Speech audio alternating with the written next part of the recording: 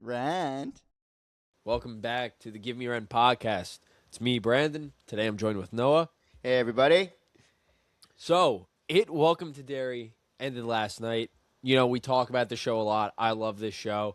We have to we have to go over what happened last night for this, the season finale. I thought that was insane to say the least. Yeah, it was something else. I think this series ended up just surprising me so much with, I guess, endearing characters that, like, in the end of the day, I really love this group of kids that they had and all the other supporting characters. And it was honestly, like, crazy to see just how the story came together and also set up what's to come. So, yeah, let's talk about, I guess, this episode specifically. Like, what was your favorite moment, from the finale? It's so obvious just for me to say, yeah, Richie's return, but I really do want to talk about. Honestly, I think my favorite will definitely be the whole scene of Pennywise in the auditorium, the manipulating the school, Yeah, I think murdering that's the perfect to principal. even start on. Yeah, that's this episode just had a crazy opening to really set the tone for, the final episode of this season. And Pennywise was pissed, because they woke him up and he was just doing insane stuff, especially visually. There was some insane stuff, with, the deadlights in this episode and especially with him, the carriage that led all those kids onto the ice river, I guess. That was really well done. I think one of the most interesting things visually in any like Stephen King thing.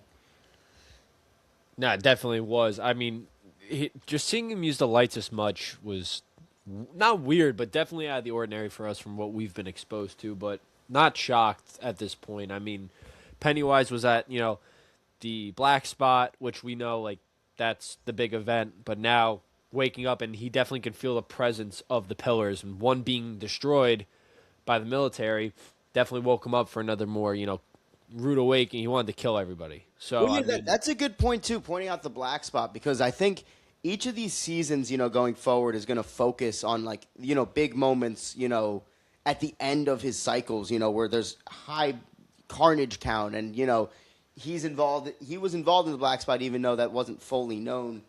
I think it's very interesting. I didn't know what this finale was going to really be because of that, and I think this expertly kind of subverted my expectations and also had a lot of surprises that helped set up what this series is really going to be. Because yeah. the whole season, I was kind of wondering, yeah, like how we got seeds of the other times, and it all makes sense as to why they kind of showed what they did and set it up for the future. How do you feel about Pennywise kind of being able to? I mean, he's a kind of aware of all time, that was a huge reveal in this episode. How did you feel about that?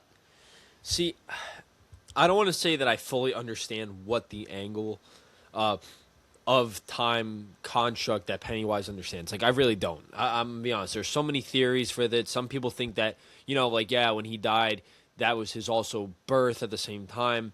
So people believe he Well, could they see say that in time. the episode. I mean, Well, it's yeah, they literally say kind that, of but said, people yeah. are saying what he meant by that is he could see time all at once. So until there is further elaboration with proof, I don't want to jump to conclusions on what it means. I kind of like being left questioning. I don't want it to be like, oh, the next season just Pennywise technically going back in time with the memory, knowing he's gonna die to prevent his own death. Like, I don't want that to be a definite thing I know in my head. I want to be surprised. I want to be on my toes like we were this entire season. From episode 1, from the car scene to Maddie's return to how he was to even Dick Halloran's introduction, to the relationship between army guys on in the military base, just going back and forth with the origination of Pennywise. Like, I like that I was on my toes, not knowing what was really going to be next and what was going to be revealed to us throughout this entire show. And that's what I think the beauty of it is. It's not like this continuing story. It's like we're getting bits of pieces of everything connecting the Stephen King universe, not just Pennywise, but The Shining also. And I wouldn't be shocked if we started getting some other Other franchises connections. written by him. Yeah, I think it's perfectly said too. Kind of how they structured this season. It did keep you on your toes the whole time, but it wasn't just with the mystery going on. It was me wondering, what this whole series was going to be, and now we kind of have an idea of like their angle with it. And I think Andy Muschietti has said, yeah, like I always wanted to tackle. I knew people were going to be questioning, like, why a prequel and what are we really trying to do with this. but they kind of now made it a sorty semi-sequel within being a prequel as well. It's kind of amazing where, yeah, you kind of get that payoff and realize, yeah, it does matter. And as someone who didn't really love it, Chapter 2, I'm excited to know they're kind of continuing that. Yeah, and the fact that there might be extended releases of the movies coming out, which can honestly build up on the lore. I mean, you know me, love Pennywise, did not love Chapter 2 of it. Like, both of us talked about it when it first came out. We did not like it. But that being said, I said this show, going into it, I told you guys that this was going to make the second movie better. Not astronomically better, but make it better in some ways, which I think it did. Yeah, I definitely am looking more kindly on a few of the moments from It Chapter 2. And I think they've even said, Muschietti wants to release a supercut of 1 and 2 together with a ton more footage that we haven't seen. Yeah, I'd be into it. I would definitely watch it, especially after this show has kind of, brought my interest back to the world of, Pennywise and Derry. And you're right, it has done great connections to the further, wider Kingverse. And I think you're right. If they did some other connections, this season was The Shining. Who knows what next season's going to be? Because, yeah, I think we're kind of done with the Halloran stuff. But how do you feel about how they left that off? Honestly, fine. I mean, as we know, he goes to Colorado, but the job he was talking about was in London. So I hate it's gonna sound so dumb, but I feel like this might be his first hotel job. And then he probably comes back to the States and The Shining happens. I don't think Halloran's going to get a spin-off. Unless they're changing the Overlook to be in London. Yeah, it was a little weird, but I didn't love how he was how much trouble could a hotel be? It's a funny line, but at the same time it felt like why do we even need to tease that? It was just funny. It kind of felt like it was from a Marvel movie or something. Yeah, I don't disagree with that, but it kind of was funny because it's we know you're cooked, you're gonna die in The Shining. But well, that's only in the film. In the book, I think Halloran survives. He's in Doctor Sleep as well. He's in the Doctor Sleep film, but he's deceased in it because it's a sequel to the movie. It's really hard to it's not really gonna matter. I guess you don't really know if it's connected to the movie or the unless they do a reboot and it's all connected. Yeah, I mean, you never know. I guess. Halloran was a big standout of this series. I could see, people wanting to see more of him and a further exploration of, his abilities.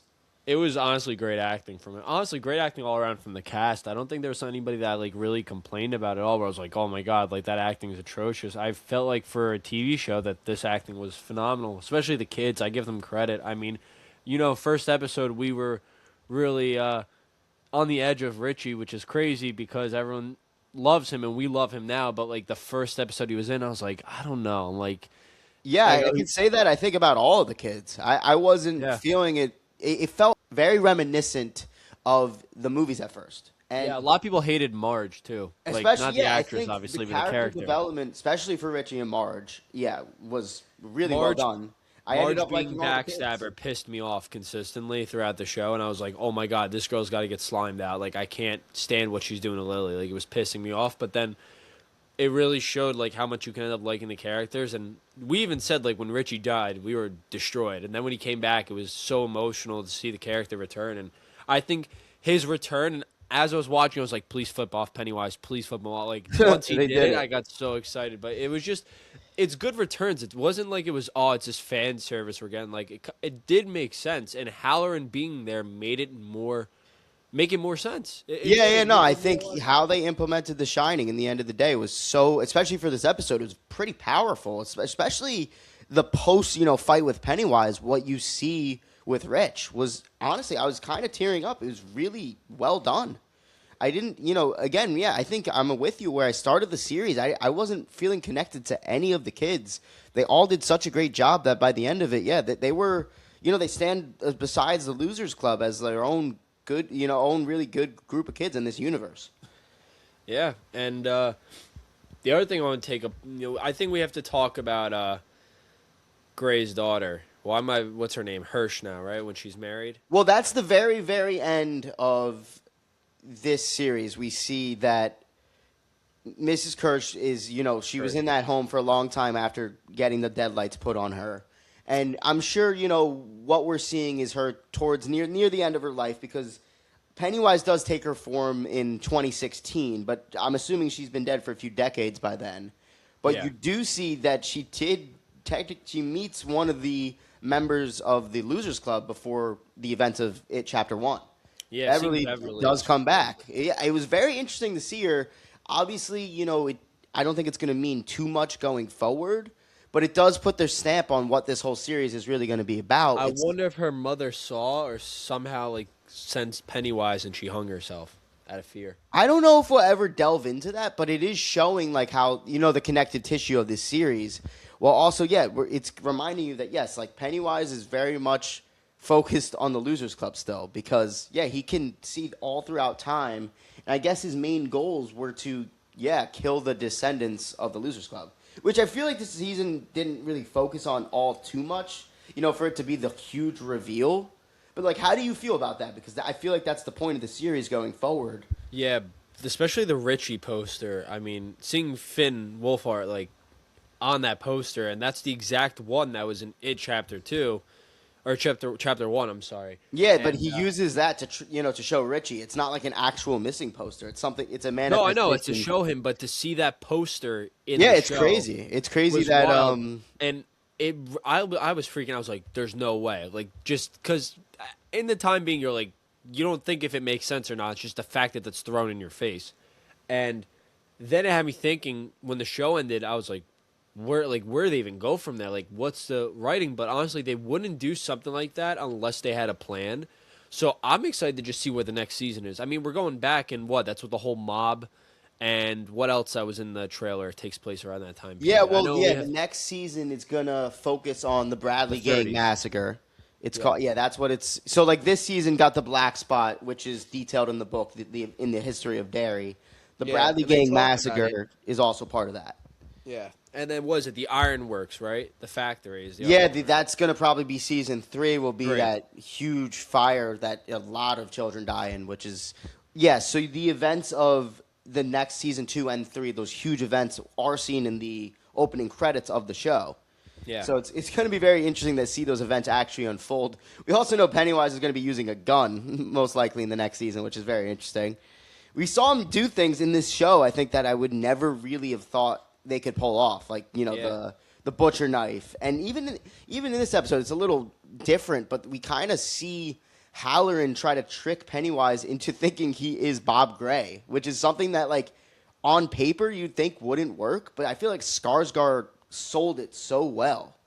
Yeah, and the other thing I want to say is Pennywise hasn't. I mean, listen, he in his dimension he has ran into beings like him.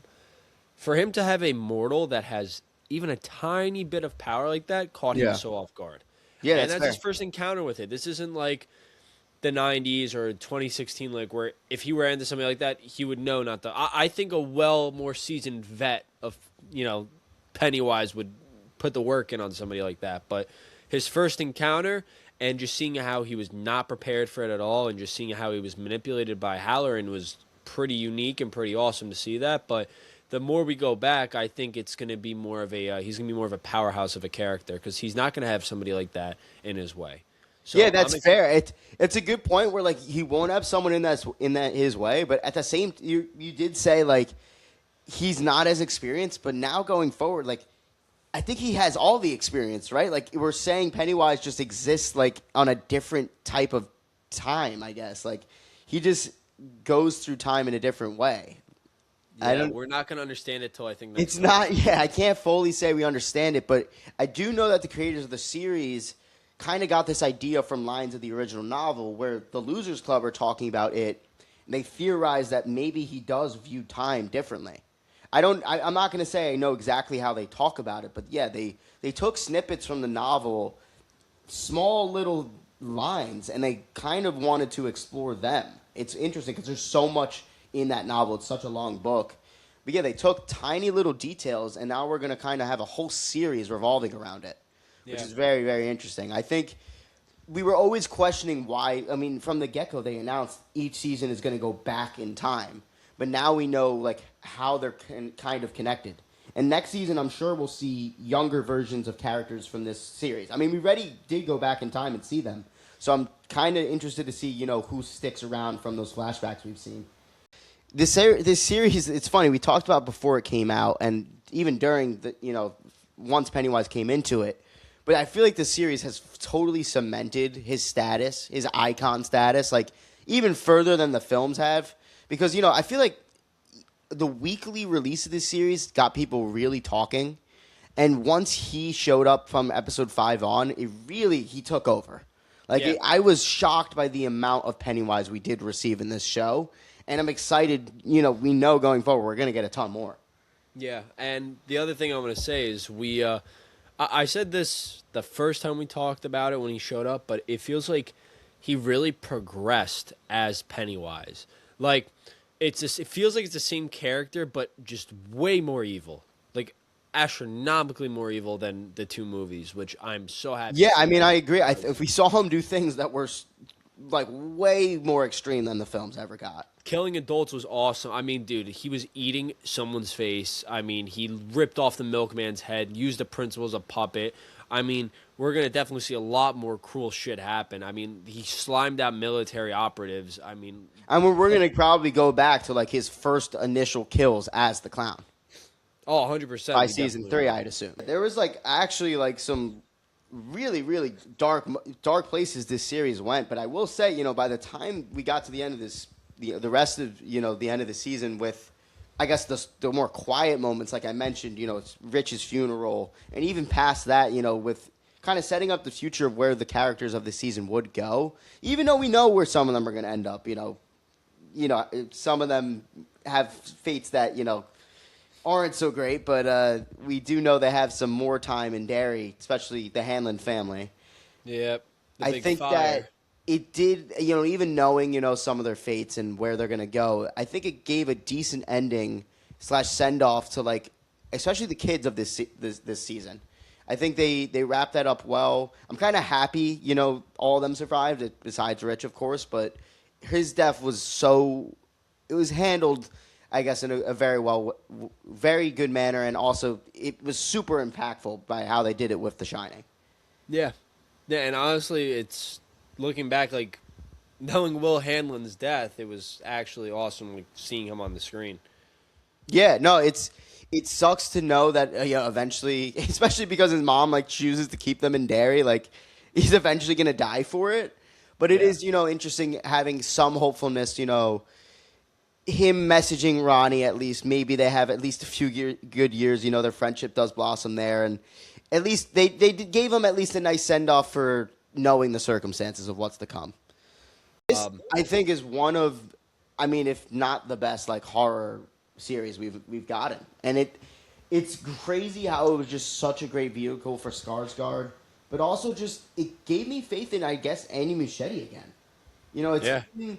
Since Chapter 2, he's done some questionable things, and I will say, I don't think Chapter 2 is the worst movie I've ever seen, and I don't even think The Flash is the worst movie I've ever seen, but they're not great films, So I was happy to see him, make something that seemingly is mostly universally like praised. I think people really enjoyed the direction of this series and are excited for more. The other thing I want to say, obviously, before we log off this, but biggest thing I want to take away from it, Welcome to Derry. This, depending on how Stranger Things does in the writing and what they do, this could go toe-to-toe these 2 seasons up against each other.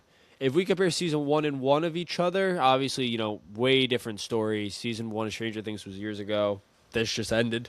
But I'm proud to say that this could be a big shift for horror, and I'm happy. Horror's been developing and evolving, I should say, Yeah, I mean, we've couple seen years. It's been dominating, interest with movies. And now I'm happy to see that, TV is a great outlet for horror now. I'm definitely, like I said, I think I'm excited to see the other projects coming. We got Mike Flanagan's Carrie series.